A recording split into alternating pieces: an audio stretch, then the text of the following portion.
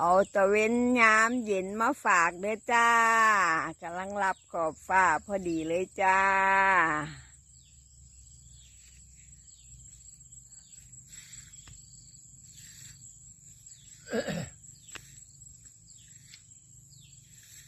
มีต้นไม้หลายชนิดจ้ะนี่ก็บ้านเล็กในป่าใหญ่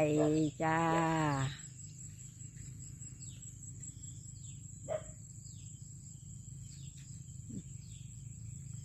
นี่ก็โอ้ตาคำแหงก็มานั่ง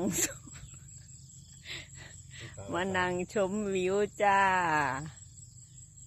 ชมวิวยามเย็นจ้าบ่อน้ำอยู่หน้าบ้านจ้า